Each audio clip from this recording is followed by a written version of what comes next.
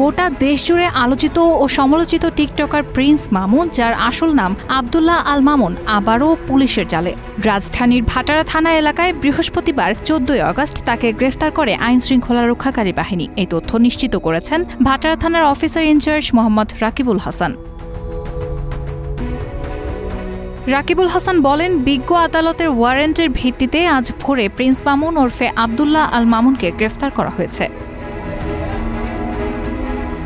Prince মামুনকে নিয়ে যে কোনো আলোচনাতেই প্রথমেই নাম উঠে আসে ব্লু ফেরি লায়লার, যার আসল নাম লায়লা আক্তার ফরহাদ। লায়লা জানিয়েছেন, মামুন গ্রেফতার হয়েছে এটা সত্য, তবে কোন মামলায় তাকে গ্রেফতার করা হয়েছে আমি নিশ্চিত নই। ওর বিরুদ্ধে অনেক মামলায় চলছে। এবারই প্রথম নয়, এর আগেও বিতর্কে জড়ান প্রিন্স মামুন। গত বছর জুন মাসে তাকে গ্রেফতার করা হয় রাজধানীর ক্যান্টনমেন্ট থানায় দায়ের হওয়া একটি ধর্ষণ মামলায়। সেই মামলাটিও দায়ের করেন লায়লা আক্তার ফরহাদ। তবে পরবর্তীতে প্রিন্স মামুনের বিরুদ্ধে লায়লা আক্তার ফরহাদের দায়ের করা মামলাটি খারিজ করে দেন ট্রাইব্যুনাল। তিনি মামুনের বিরুদ্ধে সাইবার নিরাপত্তা আইনে অনলাইনে মিথ্যা, বিভ্রান্তিকর ও মানহানিকর তথ্য ছড়ানোর অভিযোগও এনেছিলেন।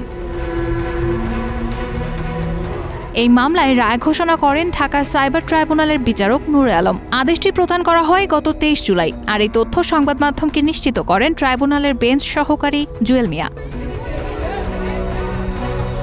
তিনি বলেন, সাইবার নিরাপত্তা আইন বাতিল করে সাইবার সুরক্ষা অধ্যাদেশ জারি করা হয়েছে। নতুন এই অধ্যাদেশে এই মামলার অভিযোগ সংক্রান্ত ধারা না থাকায় আদালত মামলার আবেদন খারিজ করে দেন। রায়হান আমুন, প্রবাস খবর।